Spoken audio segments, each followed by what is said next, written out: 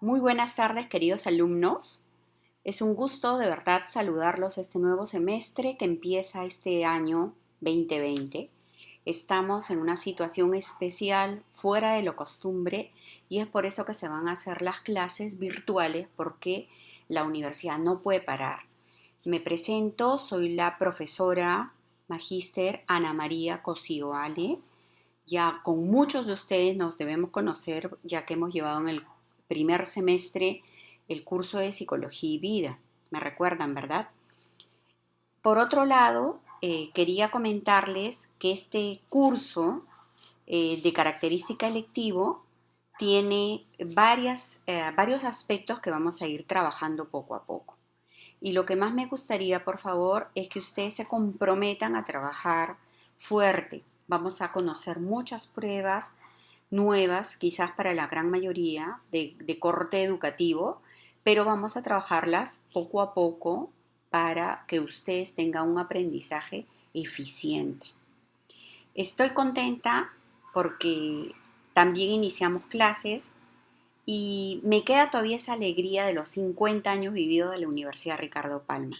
Este es el año 51 y vamos a seguir adelante y avanzando poco a poco. Muy bien, vamos a ir viendo eh, la, la temática que tenemos que ir resolviendo este semestre. A ver.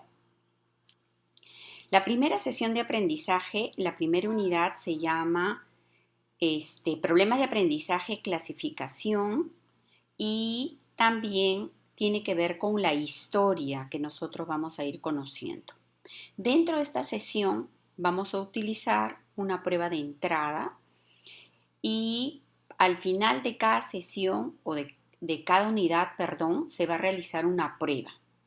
Vamos a ir viendo también el sílabo. El sílabo tiene varios criterios de evaluación y es bueno que ustedes lo sepan y tomen bien en cuenta este tema. Son 5 notas que nosotros vamos a evaluar.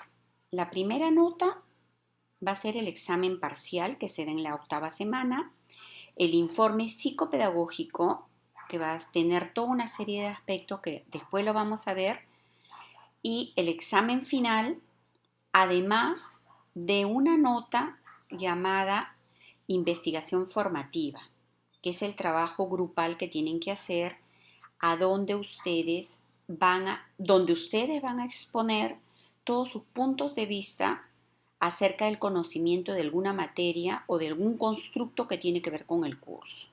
Y lo van a exponer a la comunidad. Esa es la idea de la Universidad Ricardo Palma, que nos proyectemos hacia la comunidad, sea un ámbito escolar, un ámbito universitario y, ¿por qué no decirlo? También en un ámbito mucho más coloquial, pero de todas maneras se debe dar este aspecto. La otra nota que sigue es la nota de práctica. La nota de práctica va a ser la sumatoria de todos los controles de lectura y diferentes tareas que yo les voy a ir dejando poco a poco. Estas 5 notas se van a dividir entre 5 y ese va a ser el promedio final. ¿Cuál es el perfil del alumno al culminar el curso? Primero, que conozca el origen y el desarrollo histórico de los problemas de aprendizaje, que reconozca qué tipos de problemas de aprendizaje existen y a la vez que las diferencie y conozca sus características. Asimismo, que tenga conocimiento de las teorías y modelos de las dificultades de aprendizaje. Seguido de ello, me gustaría que también ustedes conozcan los instrumentos aplicativos a la detección de un niño o de un adulto inclusive que tenga dificultades de aprendizaje. Además, dentro del perfil hemos añadido realizar un trabajo de investigación formativa referente al tema del curso. El título de la sesión de hoy día se llama Revisión histórica de las dificultades de aprendizaje.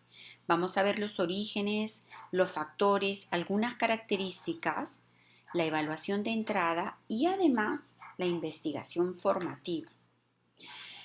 El tiempo de duración estimado no lo tengo tan preciso, pero pienso que va a ser entre 70 o 80 minutos aproximadamente. Yo agradezco a cada uno de ustedes que se ha matriculado en este curso, ya que este curso es de corte electivo y ustedes lo han elegido. Y al elegirlo, eso me alegra sobremanera, pero a la vez también me compromete, porque yo tengo que trabajar fuerte para ustedes, ya que han puesto ustedes todo su esfuerzo en comprometerse y en dar una mirada a las dificultades de aprendizaje escolar. Yo les quería decir algo. La teoría tiene 2 horas y la práctica 2 horas, ya cuando tengamos clases en el modo presencial. ¿Ok? Entonces, vamos a tratar de abarcar todo lo que podamos y vamos a trabajar por medio del aula virtual, los foros y diferentes trabajos. Los emails también están permitidos, que son los correos electrónicos. El prerequisito para este curso, y todos lo tienen que haber llevado, es psicología educativa. Una cosa que les quería comentar. En el Perú se llama problemas del aprendizaje. Añadido en la universidad le ha puesto escolar, porque es verdad, en la primera infancia es donde se detectan este tipo de dificultades. Pero de acuerdo a NCFLD, que es National Center for Learning Disabilities, ellos comentan a nivel internacional que el curso se debe llamar dificultades del aprendizaje, debido a una traducción es que se ha quedado con el nombre de problemas. Y es un nombre que no me gusta mucho comentar. Yo casi siempre les digo a mis alumnos, no hablen de la palabra problema, siempre digan, existe una situación, existe algo que resolver, ha surgido una nueva acción o situación que resolver. Entonces, vayamos por ahí. Acá hay una prueba de entrada que, si bien es cierta, es corta, pero muy interesante a la vez. Me encantaría que ustedes la resuelvan y que a medida que puedan tener la respuesta, me la envíen. Por ejemplo, la primera pregunta es, ¿las dificultades de aprendizaje se pueden definir como incapacidad para aprender? ¿Esta es verdadera o es falsa? Las personas con inteligencia normal, o sea, con inteligencia ordinaria, estándar, el promedio, ¿pueden tener problemas de aprendizaje? Y según el DSM-5, que ustedes ya saben perfectamente en el 8º semestre qué cosa es, los alumnos con dificultades de aprendizaje pueden tener bajo rendimiento en la escritura, en la lectura y en el cálculo, ¿verdadero o falso? Siguiente pregunta. ¿Puede haber causas externas que propicien dificultades de aprendizaje? Y la que continúa es, ¿las pruebas neurológicas ayudan en el diagnóstico, colaboran, son factores imprescindibles, si digamos así? ¿Verdadero o falso? Y la última, y no menos importante, es, ¿un bajo coeficiente intelectual es un factor determinante para la aparición de los problemas del aprendizaje?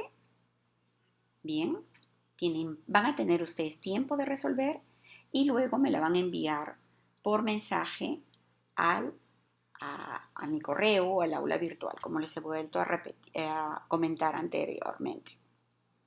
Bien, prosigamos. ¿Cuál es el logro del aprendizaje? La competencia que queremos tener con ustedes es conoce los orígenes y el proceso del desarrollo histórico de las dificultades de aprendizaje. Aquí les pongo algunos libros para que ustedes vean que existen estos autores que de verdad son muy buenos y que son bastante competentes para aprender este curso. Dentro de los temas o contenidos, ya lo había mencionado, están la historia, las características y la evaluación. Aquí les quiero presentar una página que me parece bien importante y que ustedes la deben conocer, probablemente. En esta página ustedes van a encontrar algo bien interesante.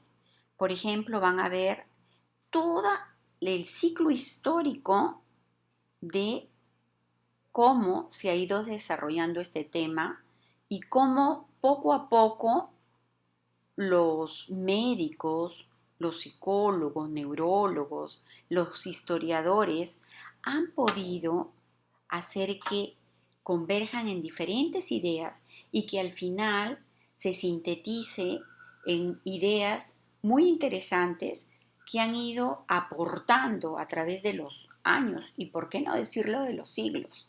¿Ok? Muy bien, esta es una página bastante interesante y considero que ustedes lo pueden ir viendo aquí en la página que les estoy mostrando. ¿Ya? Dentro de este desarrollo del tema existen 4 etapas fundamentales. Fíjense, jóvenes, hay 4 etapas. Una etapa se llama de la fundación.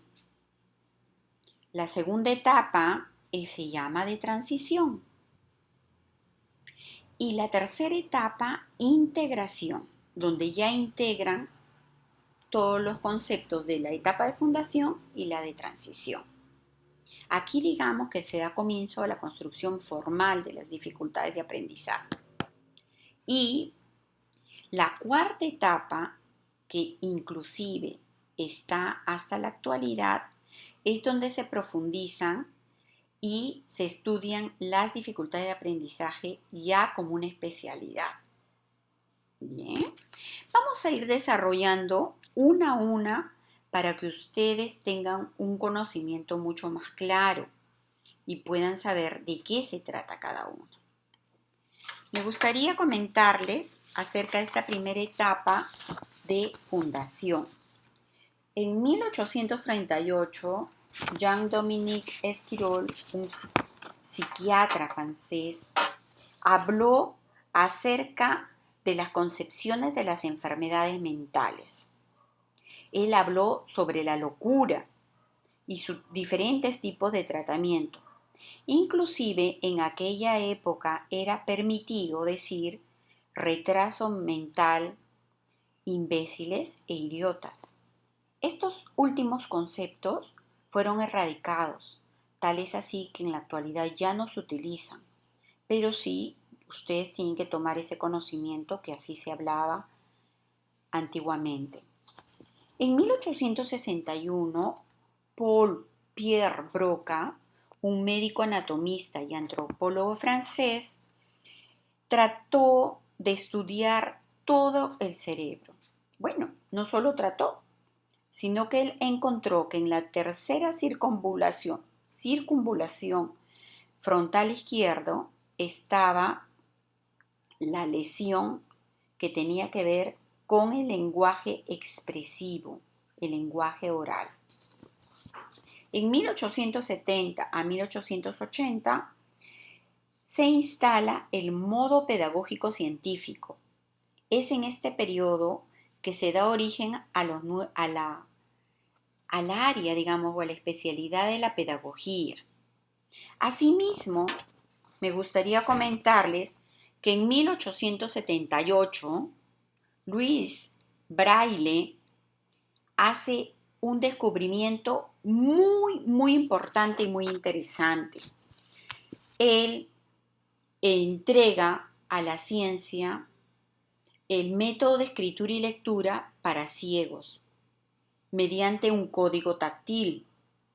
Él descubre, a raíz de que él se quedara ciego a los 13 años, y él dice: yo quiero descubrir algo desde muy pequeño, pero no fue gratuito. El director del colegio donde él estudiaba le presentó un método de escritura para ese entonces innovador momento. Este señor se había fijado en un método que unos militares habían creado, con la idea de tener códigos secretos para que los soldados puedan saber a dónde se encontraban y que nadie descubriese la posición de ellos. Al darse cuenta Braille, ya mucho más adulto, de que existía dicho potencial, lo transformó en el método para ciegos que hasta el día de hoy existe. Él decidió modificarlo y adaptarlo. Si ustedes se han fijado y son observadores, cuando suben al ascensor de la Facultad de Psicología de nuestra linda universidad, van a encontrar que los números están en el lenguaje braille. Fíjense, por favor, y no me van a dejar mentir. Luego, en el 1908, también resalta un neurólogo y psiquiatra alemán, Karl Wernicke. Este señor es conocido por su descubrimiento en lo que es la fascia sensorial y él habla sobre la comprensión verbal y la asociación de sonidos que se involucran para el lenguaje hablado. Más adelante, en 1922, por fin se da el primer Congreso Mundial de Pedagogía Terapéutica. Esto fue en Alemania, en Múnich. Y allí es donde sale el término por primera vez pedagogía terapéutica. Más adelante, en 1925, surge un pionero en hablar de discapacidad de aprendizaje, quien es el gran doctor Samuel Orton. Él consideró que las dificultades de lectura se debían a un conflicto interhemisférico y que por eso se producía el tartamudeo y la inversión de sílabas y letras, que más adelante fue conocido como dislexia. Ya en 1931 aparece Grace Fernald y Helen Keller, quienes ellas crean el método sinestésico, donde debe utilizarse el tacto y el movimiento muscular. Es decir, es la lectura de los dedos. Por ejemplo, esta es la L. Hay otro lenguaje que viene a ser así, debe ser la D. Y sucesivamente hay códigos, todo el alfabeto está con la lectura de las manos y los dedos. Este lenguaje no fue inventado exactamente por Helen Keller y Grace Fernald, sino que unos monjes tibetanos inventaron ese código para poderse comunicar con la gente que vivía justamente en el Tíbet, ya que eran idiomas muy diferentes, aparte que ellos tenían votos de silencio. Entonces, ellos tenían que utilizar sus dedos y sus manos y la gente rápidamente aprendió a comunicarse de esa manera. Nosotros durante este curso vamos a tener la oportunidad de ver una sinopsis, no toda la película, de la vida de Helen Keller.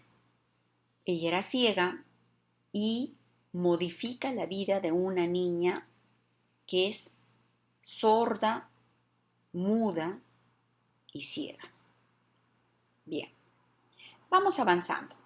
En 1936, Gilligan y Stillman usan una aproximación auditiva, visual y sinestésica y táctil.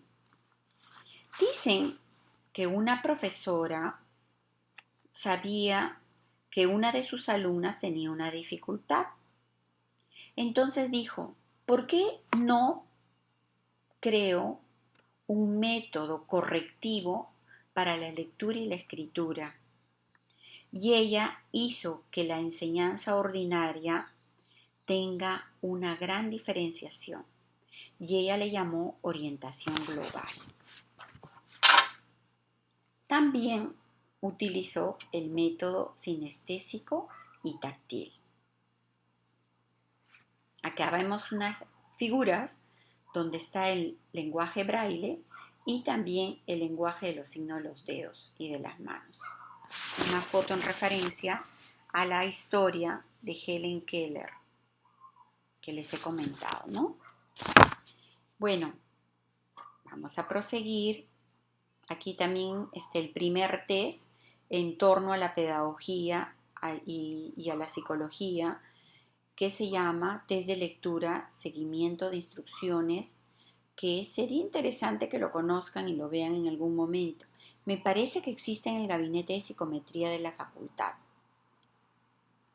En todo caso, lo buscaremos si es que no lo tenemos a la mano.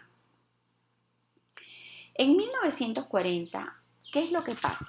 Ya esta es la etapa de la transición.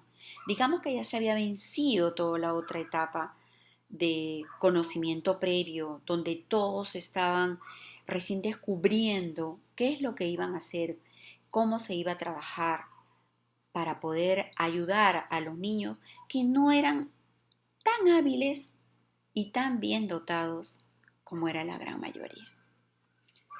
Bien, en 1940 a 1962 empieza a surgir más el aspecto neurológico, más el aspecto psicológico y educativo. Y lo neurológico no es que no quede como un papel importante, sino que complementa el trabajo.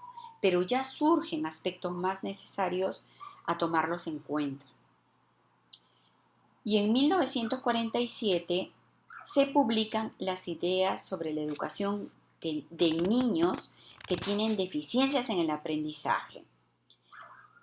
Lettiman y Strauss hacen un libro que se llama Psicopatología del cerebro del niño. En 1956 aparece McGinnis. Él afirma que todos los niños con retraso lingüístico podían ser clasificados como afásicos motores o sensoriales. Eso también hace que cambie mucho la historia, ya que antiguamente no se tenía muy claros estos conceptos. En 1962, 57 años atrás, más o menos, se elabora el test de Gates que les había mencionado en la lámina anterior, sobre el test de lectura, seguimientos y todo un protocolo que se tenía que tener en cuenta para saber qué edad maduracional tenía el niño y si es que éste correspondía con la edad evolutiva que él tenía y la edad cronológica. Y llegamos a la tercera etapa, la etapa de la fundación, desde 1963 a 1980. 1963 hace 57 años más o menos, 56 para 57 años, y 1980. Entonces, durante toda esta etapa nace la psicología diferencial, basada en niveles de discapacidad intelectual, y aquí la figura principal es el terapeuta, el psicólogo, el educador de educación especial y el pedagogo. Muy bien.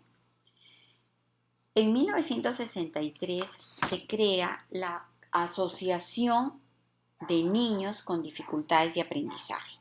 Esta asociación tiene como sede Estados Unidos, pero paralelamente también en otros países, en España, en Europa, en Alemania y seguro que en muchos países del orbe también ya estaban muchas personas interesadas en apoyar y ayudar a los niños.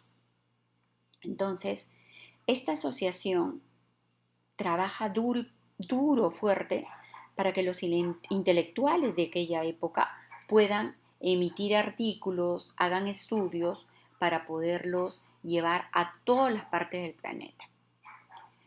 En 1968 aparece Samuel Kirk. Samuel Kirk es un personaje trascendental, importante, diríamos como el pionero en elaborar un programa internacional para las personas que tienen trastornos de aprendizaje.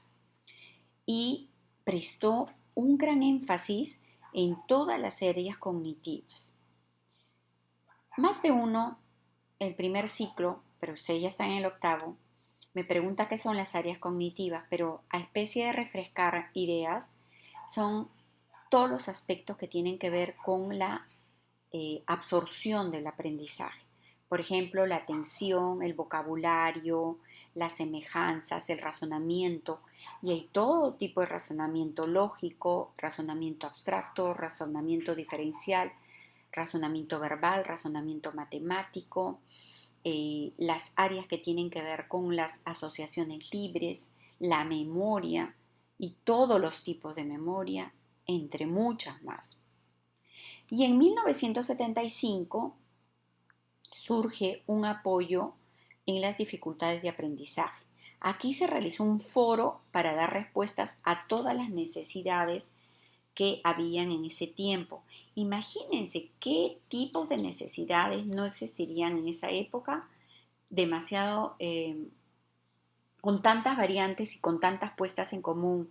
¿Por qué les digo? Porque en esa época existían médicos, neurólogos, psicólogos, pedagogos, enfermeras, profesores que hacían homeschooling, o sea, estudiar dentro de casa. Antes era muy común este método. Había muchas familias, sobre todo adineradas, que contrataban institutrices, profesoras, y las llevaban a su casa y estudiaban con los niños de ese hogar de manera sostenida. Es decir, el colegio estaba trasladado en el hogar, pero estos niños tenían que rendir exámenes, enviaban exámenes a lo que podríamos decir ahora que es la UGEL la UGEL o el Ministerio de Educación, y ahí eran, digamos, evaluados y se veía si estaban aprobados o no aprobados para seguir continuando sus estudios. Y finalmente viene la etapa de la integración, que es la etapa donde estamos viviendo. Y va avanzando esta poco a poco, ¿no? En esta etapa de la integración y avanza hacia la etapa de consolidación, que es la que estamos viviendo actualmente, más bien es esta, donde se consolidan todos los conceptos y todas las ideas importantes que se han venido plasmando o dando en todo un siglo prácticamente entero, ¿no? Aquí se inician nuevas estrategias para planificar, para regular, supervisar. Aparecen una serie de datos importantes y se trata de evaluar a los niños. Entonces, se trata de evaluar con notas, con letras, y esto ha ido cambiando inclusive en nuestra sociedad. Antiguamente, al menos a mí, me evaluaban, recuerdo, con números, vigesimalmente, pero actualmente a los niños los evalúan con letras A, B, C, y cuando el niño es muy hábil, le colocan AD. Entonces, AD significa logro destacado. A ha logrado los aprendizajes. B se encuentra en proceso. Y C que está en inicio. No es que esté en cero, no existe esa nota, sino que está en inicio, está aprendiendo. Todavía no aprendió a volar, digamos así, pero va a seguir avanzando. ¿Ya? Otra cosa que les quiero comentar también, que en el Perú no existe la repitencia escolar ni en el nivel inicial ni en el nivel de primer grado. Todos los niños pasan. Así algunos estén con mayores ventajas, digamos así, y otros con desventajas. Hay niños, porque yo he tenido la oportunidad de trabajar con niños pequeños, ya que soy psicóloga educativa, que no logran los aprendizajes, inclusive en el mes de septiembre. Pero se les da la oportunidad para que en el segundo grado ellos avancen, aprendan, extraigan los conceptos, pero sobre todo maduren. Y la maduración es algo que no es como una vitamina. Yo aprendo, tomo algo y me cambio y me curo. No, es algo que es un aspecto evolutivo y tiene que ver mucho con la formación de casa y la regulación que también tiene el niño en cuanto a su conducta y a sus habilidades de aprendizaje. Entonces, una cosa que yo quería decirles es que en 1994 mejora la tecnología en niños para trabajar el déficit de atención. Y en 1994 se promulga en Perú por primera vez leyes sobre la integración de personas con discapacidad. Y es a partir de ello que dan empleo en empresas y en las Fuerzas Armadas y policiales. Y también yo he visto en supermercados que dan apoyo a personas que tienen algún tipo de discapacidad o dificultad, sea física, sensorial o de inteligencia o capacidad intelectual, como le llamamos actualmente. En ese mismo año surge la Declaración de Salamanca en España, una educación para todos. Es una declaración tan amplia, tan grande, ya existe el Internet en esta época, y eso hace que esto se promueva y se difunda, sobre todo en los países de habla hispanoparlantes como nosotros, ¿ya? En el Perú, en el 2002, también se habla de la inclusión educativa y se promulgan nuevas propuestas, nuevas leyes. Se pide que dentro del espacio escolar exista 1 o 2 cupos en el aula con niños con algún síndrome o discapacidad. Eso quiere decir que si un aula tiene 30 niños, 28 niños, digamos, que podrían ser niños regulares, y 2 pueden ser un niño autista, un niño con síndrome Down, un niño con síndrome Soto, un niño con espina bífida, un niño que simplemente es hipoacúsico, que no puede escuchar, hipoacúsico con H por si acaso, o un niño que tiene dificultades de visión. ¿Ok? Hasta aquí hemos avanzado todo el aspecto referido a las 4 etapas que existen. Entonces, siempre es bueno hacer un pequeño repaso. Existe la etapa de la fundación, etapa de la transición, etapa de integración y la etapa de la consolidación, que es la que estamos viviendo actualmente. Son 4 etapas. Muy bien. Ahora vamos a ver un video en YouTube referido a la historia de las dificultades del aprendizaje y que tiene demasiada relación con lo que yo acabo de vertir. Veamos.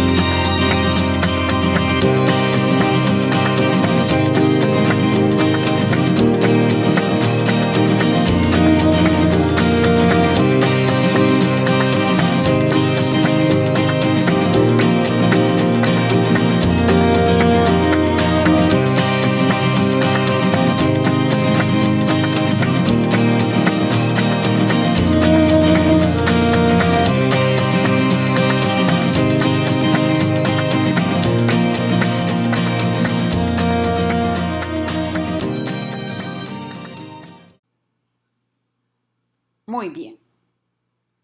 Interesante, ¿verdad?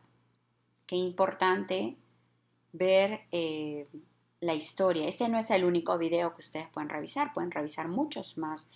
Y les quería hacer hincapié a todos mis alumnos, a ustedes, queridos alumnos, que siempre avancen más allá de lo que el profesor les da.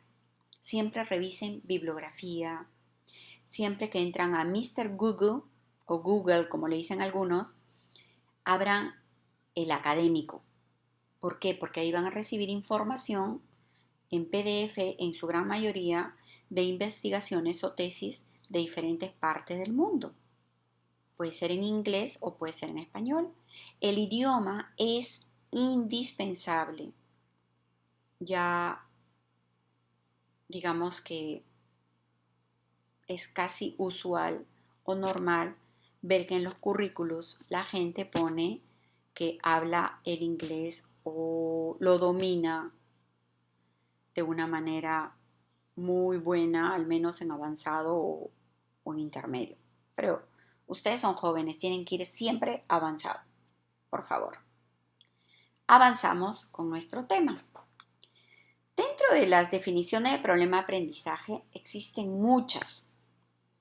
Learning Disabilities es una definición, como ya les dije, de una página llamada Understand o del National Center for Learning Disabilities, donde hablan de las dificultades específicas y de los desórdenes que tienen que ver con las perturbaciones psiconeurológicas y que hacen incidencia en ellas. Entonces, ¿qué cosa viene a ser exactamente los problemas de aprendizaje? Sí, tiene que ver con las alteraciones o dificultades para que una persona, en este caso, ya que se llama problema de aprendizaje escolar, un niño en edad escolar capte las enseñanzas. Por ejemplo, hay una alteración no perfecta en la capacidad de atender, en la capacidad de percibir, de leer, de hablar, de escribir, inclusive de calcular matemáticamente hablando. Estos trastornos son dificultades que tienen algunos niños en uno o más procesos psicológicos básicos involucrados en la comprensión en el lenguaje hablado y escrito a la vez.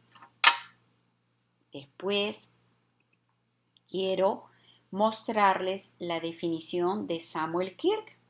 Ya les dije que este era un médico neurólogo muy importante que dio una gran relevancia a este tema que estamos tratando hoy día, que básicamente hoy día vamos a trabajar la historia, los orígenes, cómo nace.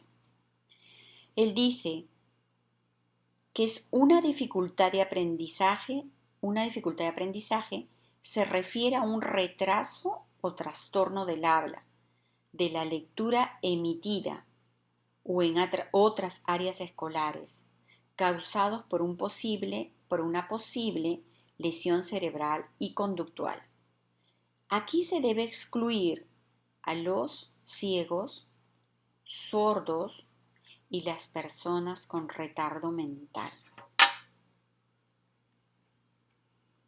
Y acá hay un pensamiento, una especie de analogía. No es lo mismo problemas para aprender que tener trastornos específicos del aprendizaje.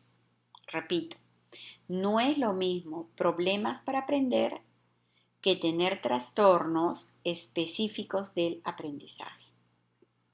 Entonces, las personas que presentan estos diagnósticos no son consideradas con problemas de aprendizaje.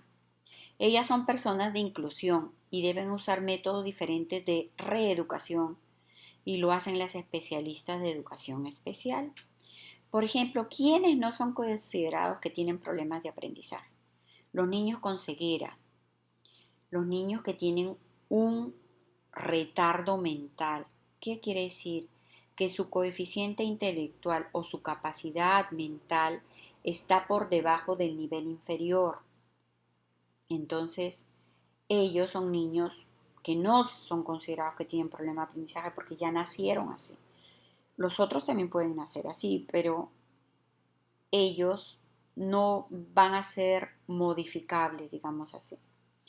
Niños con métodos especiales de enseñanza, como un sordo mudo, que tiene que tener un método especial con el lenguaje de los dedos, o braille, defectos sensoriales motores.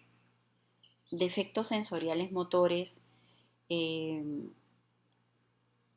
se me ocurre pensar en los niños que tienen espina bífida, que tienen dificultades para incorporarse, para poder manejar sus miembros superiores e inferiores de manera correcta o como nosotros lo hacemos generalmente, ¿ya?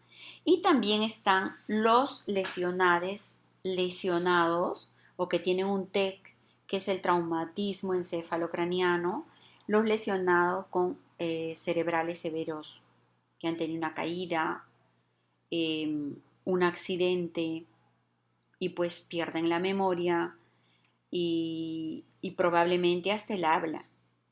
Entonces tienen que comunicarse de otra manera. Asimismo, los que han nacido o tienen parálisis cerebrales, ¿ya? Pero ¿quiénes podríamos considerar que son niños que sí tienen dificultades, pero que hay otros factores ajenos a ellos que hacen que estos problemas de aprendizaje aparezcan o surjan, digamos así? Por ejemplo, niños que tienen un sistema de escolar con una enseñanza rígida, con una infraestructura no adecuada y sistemas inadecuados de enseñanza. Chicos o niños que tienen falta de motivación, de repente tienen un marasmo. ¿Qué es el marasmo? Una desnutrición severa, una alimentación baja, su vida es muy precaria, socialmente no tienen ese estímulo que viene de los adultos probablemente con los que vive y tienen también lentitud para aprender, ¿ya? Puede ser también algún niño que tenga algún tipo de alteración orgánica y cada vez se está descubriendo más, y lo dicen los médicos, de que el ser humano está cambiando también, ¿no? O estamos descubriendo en todo caso muchos aspectos orgánicos que influyen para que el aprendizaje no sea bien captado. Incluso hay alimentos que no ayudan, como el gluten, por ejemplo, o que exista una interferencia emocional, familias muy, muy disfuncionales, familias caóticamente inestables, padres que tienen algún tipo de deprivación social, cultural, legal inclusive. Entonces, no hay una influencia positiva con los seres familiares, con su familia, con sus niños. Eh, Padres que han sido privados de su libertad, familias que se quedan solos.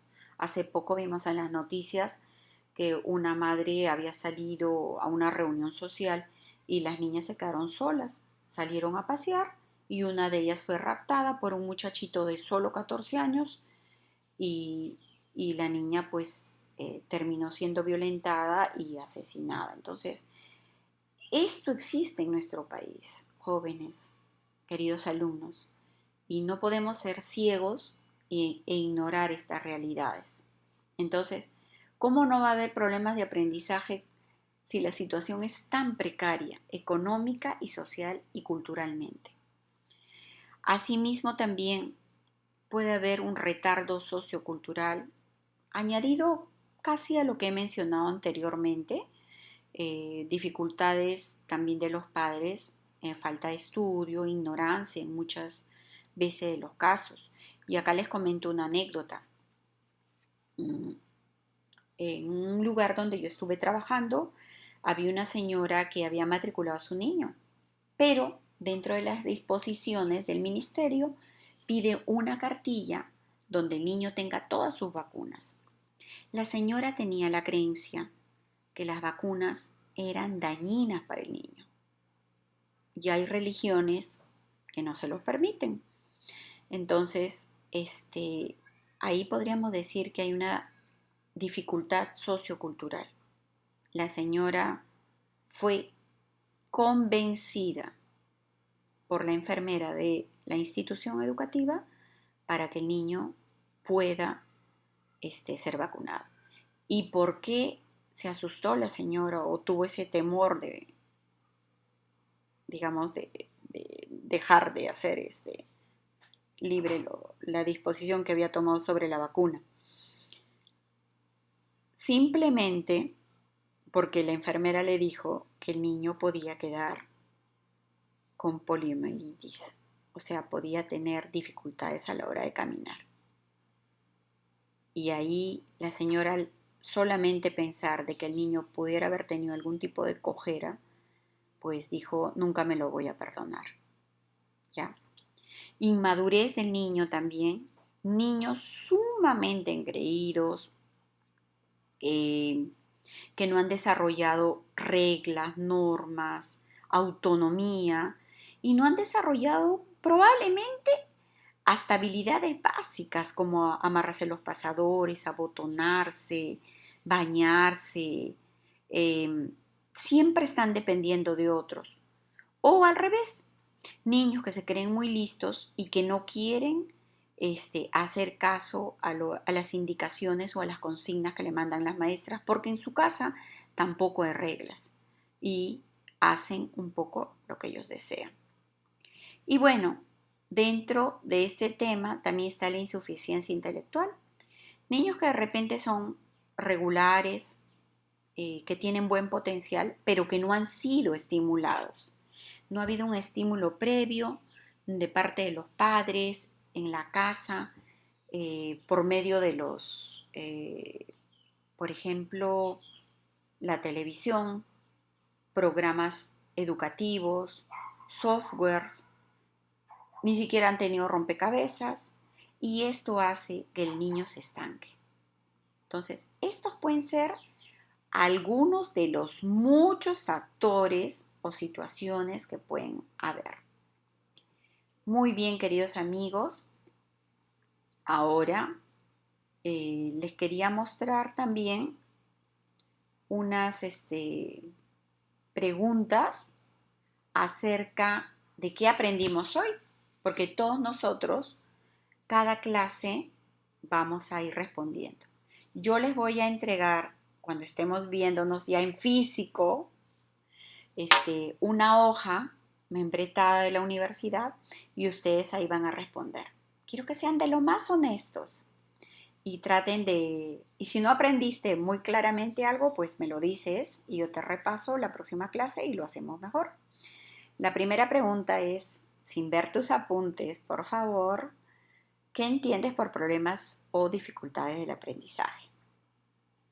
La segunda pregunta es, menciona al menos a 2 personajes que entregaron aportes significativos a la ciencia. Te puedes acordar de lo que yo hablé al inicio o también de los videos, del video que viste y también de ese esquema que viste hace un momento. Otra pregunta es, ¿qué personas no son consideradas con problemas de aprendizaje? ¿Quiénes no podemos decirles que tienen? Aunque aparentemente parece que sí. Y una última sugerencia más que una pregunta es que expreses por favor qué aspectos deseas que se amplíe la próxima clase y qué tema sugieres debe ser considerado dentro de esta sesión que yo no lo consideré, pero que ustedes creen que sí debería estar considerados. Todas las sugerencias son válidas y lo que más me encanta y yo aprecio mucho es que los alumnos participen. Y para mí eso es demasiado importante.